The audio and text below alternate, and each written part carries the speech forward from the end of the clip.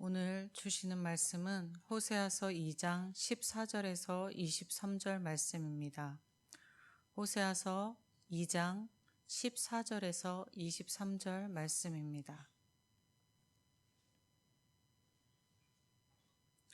그러므로 보라, 내가 그를 타일러 거친 들로 데리고 가서 말로 위로하고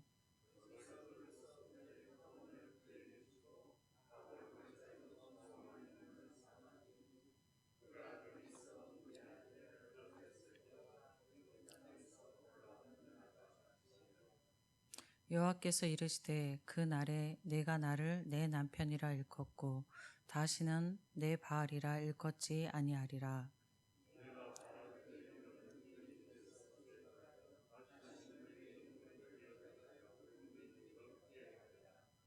그 날에는 내가 그들을 위하여 들짐승과 공중의 새와 땅의 곤충들과 더불어 언약을 맺으며 또 이 땅에서 활과 칼을 꺾어 전쟁을 없이 하고 그들로 평안히 눕게 하리라.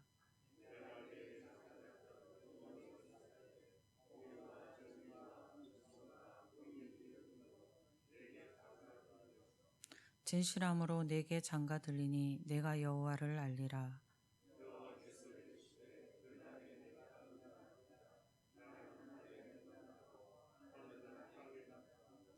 땅은 곡식과 포도주와 기름에 응답하고 또 이것들은 이스라엘에 응답하리라.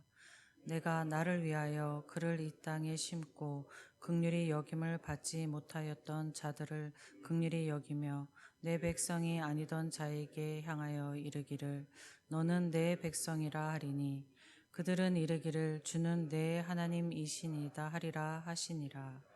아멘. 호세아서는 호세와 음란한 여인 고멜과의 결혼 생활을 비유로 하여서 하나님과 이스라엘과의 영적 결혼을 말씀하십니다. 2장 2절에서 13절에서는 음란한 여인 고멜이 남편 호세를 배반함 같이 우상 숭배로 하나님을 배반한 이스라엘을 향한 여호와께서 심판하실 것을 말씀하셨습니다. 이것은 하나님께서 범죄한 자들을 보시고서 그냥 넘기지 않으시고 심판하시는 하나님의 공의로움을 나타냅니다. 오늘 읽은 2장 14절에서 23절 말씀은 하나님께서 징계한 이스라엘 백성을 다시 찾아가서 위로하시고 긍휼을 베푸시며 하나님의 백성으로서의 정체성을 회복시켜 주실 것을 약속하시는 내용입니다. 이는 한 번 택한 자를 포기하지 않으시고 구원을 베푸시며 회복하시는 하나님의 자비와 긍휼을 나타냅니다. 15절에 아골골 골짜기로 소망의 문을 삼아 주리니 라고 하시는 말씀에 아골 골짜기의 유래는 이렇습니다. 이스라엘 백성이 40년 광야 생활을 끝나고 드디어 가나안 땅에 들어가기 위한 정복 전쟁을 시작하였습니다. 그 전쟁을 시작하고 첫 번째로 함락진 성이 여리고 성이었습니다. 하나님께서는 이스라엘 백성에게 여리고 성을 함락한 후에는 그 누구도 그 성 안에 있는 물건 가운데 어느 것 하나도 취하지 말고 불살라 제거하라고 명하셨습니다. 그리고 은과 금, 동, 철기구들은 다 하나님의 곳간에 들여 보관하라고 명하셨습니다. 그런데 유다 지파 사람 중 아간이라는 자가 하나님의 명을 어기고 금과 은과 고급 옷을 도적질했습니다. 하나님께서는 아간의 죄를 그냥 넘기시지 않으셨습니다. 여호수아와 이스라엘 백성이 여리고 성을 다음으로 아이성과 전투를 치렀는데 아간의 죄로 그 전투에 패하게 하셨습니다. 여호수아와 이스라엘 백성이 치르는 전투는 모두 하나님의 전투였습니다. 하나님께서는 하나님의 전투를 치를지라도 그 죄를 묵과하지 않으시고 패하게 하셨던 것입니다. 아간의 죄는 밝혀지고 아간과 그의 가족들은 돌에 맞아 죽게 됩니다. 죽은 아간과 아간의 가족들의 죽음 위에 이스라엘 백성들은 돌무더기를 쌓았습니다. 그리고 그곳의 이름을 아골 골짜기라 불렀습니다. 아골 골짜기는 하나님의 심판과 고통과 괴로움을 상징하는 곳입니다. 그런데 하나님께서 이 골짜기로 하나님의 소망을 삼겠다고 말씀하시는 것입니다. 이것은 우상 숭배의 죄를 지속하여 범한 이스라엘은 심판의 골짜기, 아골 골짜기로 떨어지게 될 것입니다. 그런 이스라엘에게 죽음의 골짜기와 같은 고난이 닥칠 것인데 그 죽음의 골짜기를 하나님이 회복하시는 소망의 장소로 삼겠다고 말씀하시는 것입니다. 하나님께서는 회복하시는 그 소망을 19절에서 네 개의 장가들어로 표현하셨습니다. 이스라엘 백성은 하나님께서 선택받은 하나님의 신부였습니다.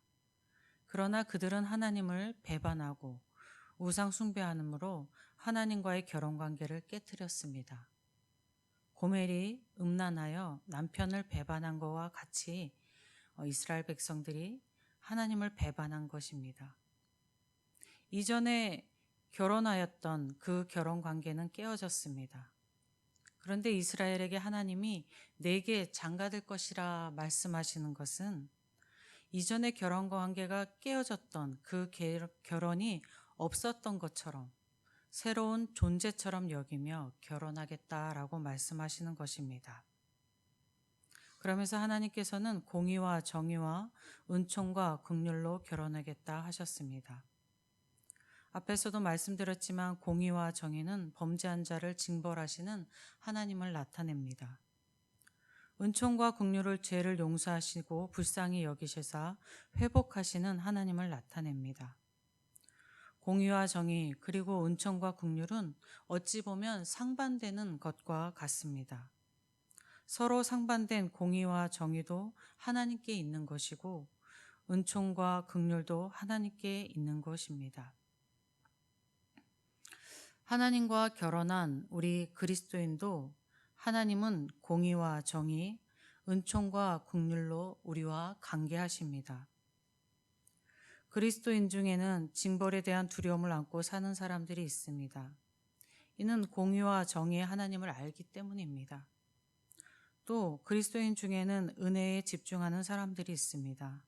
이는 은총과 긍휼을 주시는 하나님을 알기 때문일 것입니다. 그런데 믿음의 삶에서 하나님의 한쪽 부분만을 인식하고 살아가는 것은 문제가 됩니다.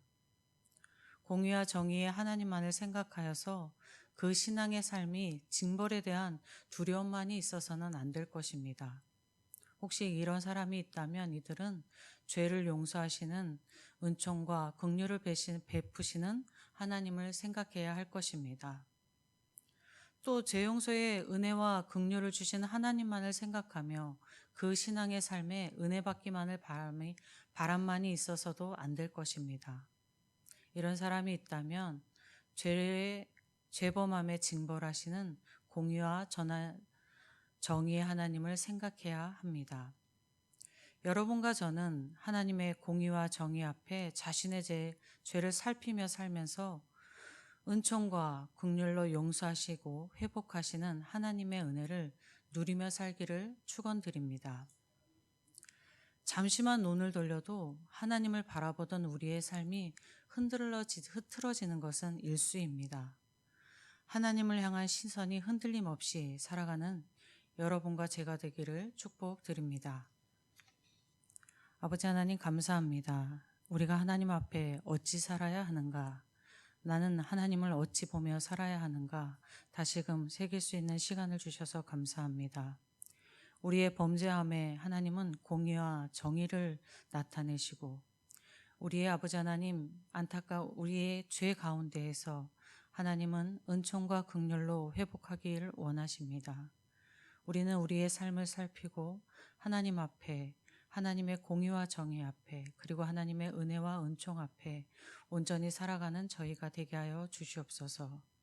그래서 하나님의 뜻 가운데 온전히 살아가는 저희 예천교회 모든 성도들 되게 하여 주옵소서.